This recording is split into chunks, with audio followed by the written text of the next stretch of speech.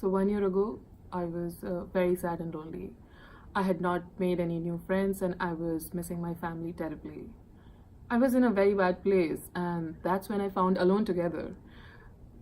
It provided me with the emotional support I needed, and gave me the confidence to make new friends. Now I have lots of new friends and I'm not lonely anymore.